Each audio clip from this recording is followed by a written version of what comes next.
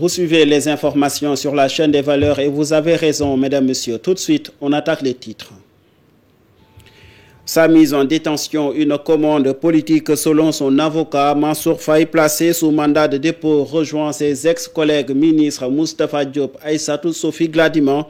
À Joal Fadiout, ils sont nombreux les populations à réclamer le retour de leur maire inculpé pour des soupçons de détournement de deniers publics dans l'affaire des fonds Covid.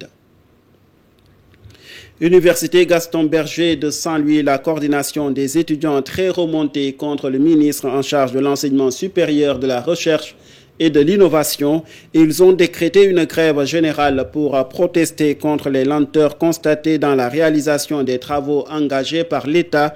Ils ont aussi fustigé le non-respect des engagements par la tutelle. En sport, fenêtre FIFA du mois de juin, le Sénégal affronte en amical l'Irlande le 8 avant l'Angleterre le 10 juin. 26 lions ont été convoqués par le sélectionneur Papa Thiaw. Des jeunes comme Idrissa Gueye, FC Metz et Mamadou Lamine Camara. RS Berkane font leur entrée dans la tanière. Sadio Mané absent. On en parle juste avant l'actualité internationale. Je vous invite à suivre le développement avec nous.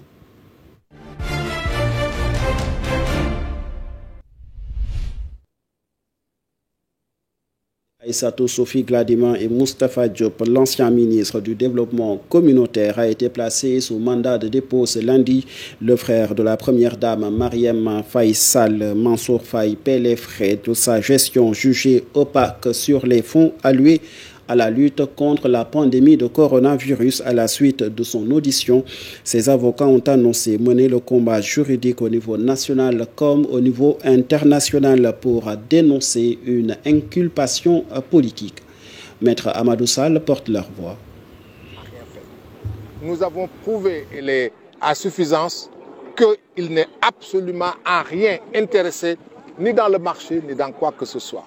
Ça, c'est la première chose. La deuxième chose, nous avons démontré à suffisance et nous avons prouvé avec éléments à l'appui que c'était un appel d'offres. Un appel d'offres a été lancé, 30 sociétés ou personnes ont soumissionné, 30. Et chaque soumissionnaire a vu son dossier traité, étudié. Et le PV de la réunion a été publié. Et ce sont les mieux-disants, les 4 mieux-disants. Et en droit, on les appelle les moins-disants qui ont été choisis. Et ce n'est pas Mansour Faye qui les a choisis. Par conséquent, si aujourd'hui il est retenu pour ce délit, pour cette infraction, il ne fait absolument l'objet d'aucun doute que c'est une commande politique. Un certain nombre d'infractions ont été retenues. Il a été mis sous mandat de dépôt. Alors que, un, il y a des contestations. 2, il y a une offre de cautionnement. Rien de tout ça n'a été retenu. Et il s'y ajoute enfin que nous avons déposé également une requête en inconstitutionnalité de la loi. Nous avons la désagréable sensation qu'on ne nous a pas écoutés, que si on nous a écoutés, on nous a entendus. Si on nous a entendus, on ne nous a pas compris.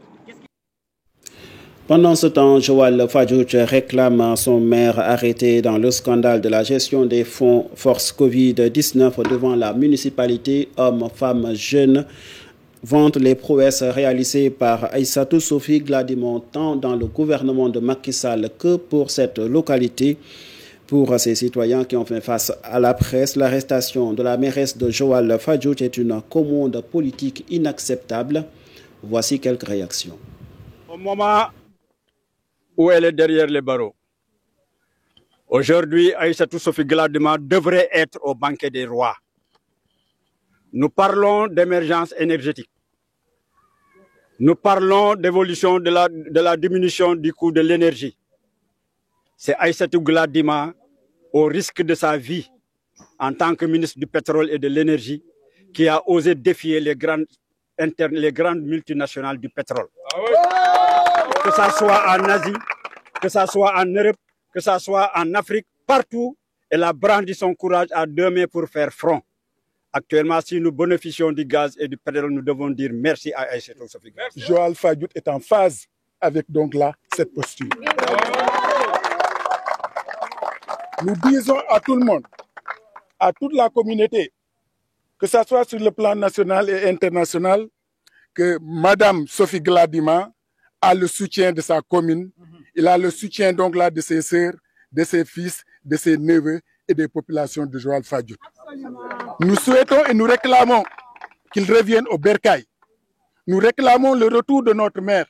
Nous réclamons le retour de cette fille de Joal-Fadiouth. Et il faut le dire, nous sommes de tout cœur avec lui et elle mérite ce soutien. Merci.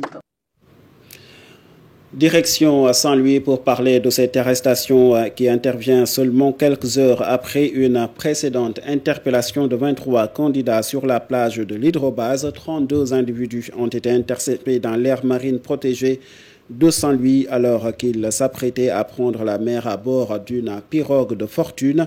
Les autorités militaires rappellent leur engagement à poursuivre sans relâche les opérations de dissuasion de la migration irrégulière par la mer ainsi que de la sécurisation du littoral. Elles appellent par ailleurs à une prise de conscience collective face aux dangers de la migration irrégulière qui continue d'emporter la jeunesse sénégalaise dans les traversées périlleuses. Les personnes appréhendées ont été remises aux services compétents pour suite administrative. Nous restons toujours à Saint-Louis entre Wi-Fi défaillant, insécurité et chantier à l'arrêt. Les étudiants de l'université Gaston Berger de Saint-Louis crient leur ras-le-bol.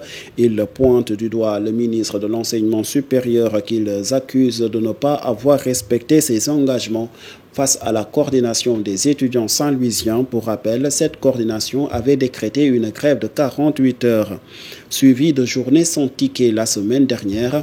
Le président de séance, Ousmane Ka, s'explique. Nous l'écoutons. Au mois d'octobre, les chantiers n'étaient pas livrés. La coordination des étudiants de Saint-Louis avait décrété, demandé aux étudiants de rester chez eux. Voulant faire lever ce mot d'ordre, le ministre de l'Enseignement supérieur nous avait conviés à Dakar. Une fois là-bas, il nous avait demandé de lui laisser 2 semaines pour débuter les travaux de l'université. La coordination des étudiants de Saint-Louis, en toute responsabilité, avait jugé opportun de lui donner 1 mois. Après ces 1 mois, la coordination des étudiants de Saint-Louis avait décrété le blocage des inscriptions administratives des nouveaux bacheliers. En décembre, le ministre de l'Enseignement supérieur, encore une fois, nous a conviés à une rencontre à Dakar.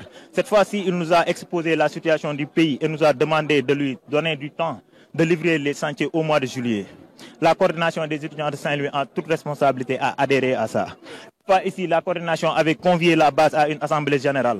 Lors de cette assemblée générale, la base avait demandé à la coordination de tout simplement continuer le combat et de ne pas lever le mot d'ordre. Mais la coordination des étudiants de Saint-Louis, en toute responsabilité, avait dit qu'il va choisir de croire en la bonne foi du ministre de l'Enseignement supérieur. Mais aujourd'hui, nous sommes au mois de mai et la situation ne s'est toujours pas améliorée. Nous sommes au mois de mai et le ministre de l'Enseignement supérieur n'a pipé mot sur les chantiers de l'université Gaston Berger de Saint-Louis. C'est pourquoi la coordination des étudiants de Saint-Louis est entrée en mouvement. C'est pourquoi la coordination des étudiants de Saint-Louis a décrété la semaine passée 24 heures, ensuite 48 heures de cessation des activités pédagogiques accompagnées de journées sans ticket. Et ce mouvement-là n'est pas prêt à prendre fin. Et nous quittons le nord, direction le sud du pays, plus précisément dans la localité de Maka-Koulibantang où les populations s'insurgent contre la société de gestion des eaux du Sénégal. Elles ont marché pacifiquement, arborant des brassards rouges pour dénoncer les coupures récurrentes d'eau et la cherté des factures. Un mémorandum a aussi été remis au sous-préfet du département de Maka-Koulibantang contenant l'ensemble des doléances exprimé par les manifestants. Le président du comité de pilotage des intérêts de Maka-Koulibantang que nous écoutons, Seydou Kane. Maka-Koulibantang s'inquiète pour la mauvaise qualité de l'eau du forage impure à la consommation. Maka-Koulibantang s'inquiète à cause de la récurrence des coupures d'eau dans les concessions. Monsieur le Président de la République, selon l'Organisation mondiale de la santé, l'accès à l'eau potable est un droit fondamental. Cependant, ce droit est constamment bafoué dans notre communauté à cause du mauvais fonctionnement de la SOGES. La situation est d'autant plus critique si l'on constate un nombre très important de tuyaux cassés dans le village qui occasionne des eaux stagnantes. des eaux stagnantes, abreuvoirs des animaux en divagation, des robinets d'eau en plomberie à assiettes délabrées, rouillées, sans canalisation d'eau potable avec des tuyaux vieux. Monsieur le Président de la République, les conséquences sont redoutables, car cela a un impact dévastateur sur nos vies. Nous savons tous que la consommation de l'eau contaminée et le manque d'assainissement entraînent la transmission de maladies. Du temps de la gestion par le comité ad hoc, ces désagréments n'ont jamais été notés. Et pourtant, dans le procès verbal de la passation de la SOGES a pris des engagements, mais rien de tout cela n'a été respecté. Régulation des motocyclistes au Sénégal. Depuis plusieurs jours, les abords du service régional des mines à Kaffrine ne désemplissent pas. De nombreux motocyclistes venant de divers coins de la région s'y rendent pour réclamer les attestations de dépôt de dossiers en vue de l'immatriculation de leur moto, une situation tendue qui impacte fortement sur leurs activités, notamment avec l'approche de la fête de Tabaski. Selon plusieurs motocyclistes interrogés face à la presse, ils ont interpellé également le ministre en charge du transport, l'exhortant à faire pression sur les services des mines pour délivrer les documents attendus. Interpellé sur la situation, le chef du service régional des mines de Kaffrine, visiblement agacé, n'a pas souhaité répondre aux questions des journalistes, selon Sénéweb. À présent, la page sportive.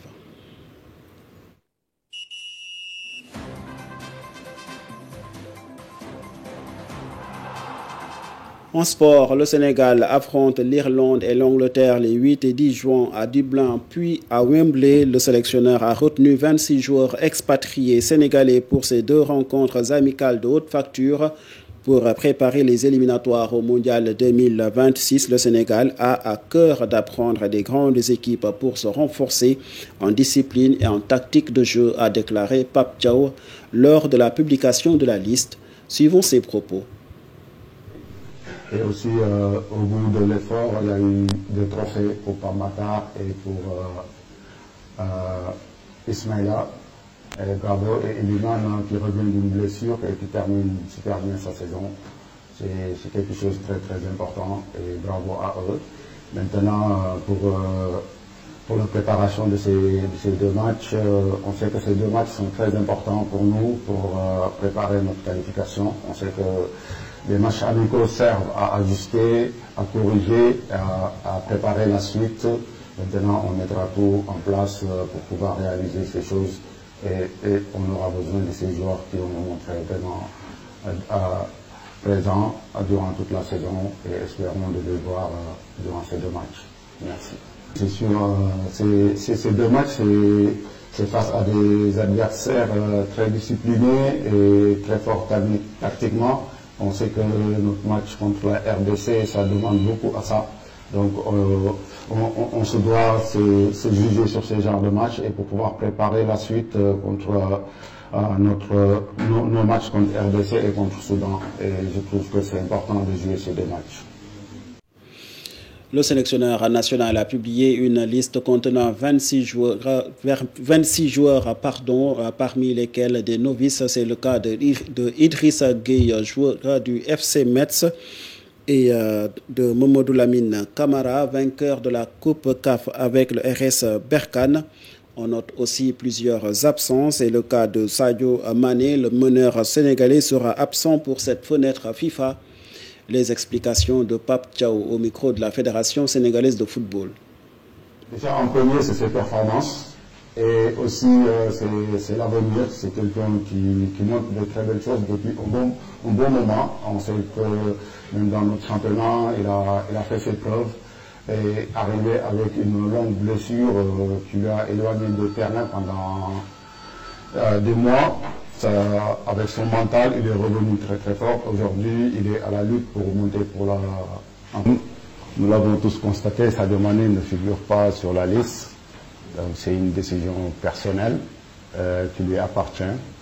Donc voilà, moi, en tant que sélectionneur, je respecte cette décision. Maintenant, pour moi, c'est le collectif. Donc, j'ai composé une équipe des joueurs disponibles pour venir se battre pour le maillot avec fierté. Et pour le cas de bon, après la sélection, il est revenu, quand il est reparti dans son club, il a eu une blessure qu'il a éloigné un peu sur le terrain. Et sûrement en temps de jeu, j'ai été clair avec lui. Et moi, quand je vais pour lancer les joueurs aussi, je vais être clair et transparent avec les joueurs. Voilà, en manquant du temps de jeu, je ne pense pas qu'on peut être parce que la sélection, c'est la crème des crèmes. Donc il faut des joueurs en premier montrent et jouent avec leur club pour accéder à cette sélection. Dernier acte de ce journal, l'actualité hors de chez nous. Hors de chez nous, ce mercredi, la Namibie va célébrer pour la première fois une journée de souvenir au génocide perpétré par l'Allemagne. Le 28 mai a été déclaré jour férié en hommage aux victimes des massacres commis contre les peuples Herero et Nama il y a près de 120 ans. C'est en effet le 28 mai 1907 que les autorités coloniales allemandes ont ordonné la fermeture des camps de concentration sous la pression internationale. Ce n'est qu'en 2021 que l'Allemagne a reconnu sa responsabilité dans ce génocide.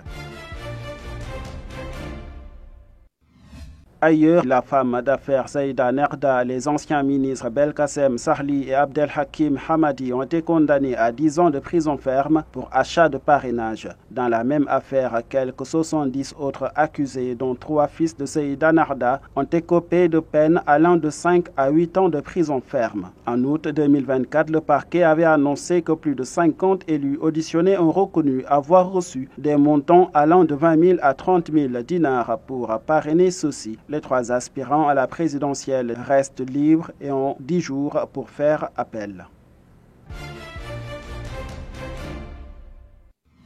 Enfin, en Angleterre, les secours étaient à pied d'œuvre après le drame survenu lors de la célébration du 20e titre de champion d'Angleterre de Liverpool ce lundi. Le drame s'est produit vers la fin de la parade de l'équipe de Liverpool. La police anglaise a appelé à la prudence, mettant notamment en garde contre la diffusion de fausses images. Un homme de 53 ans a été arrêté. Il est présenté comme le conducteur de la voiture bélier ayant foncé dans la foule à Water Street.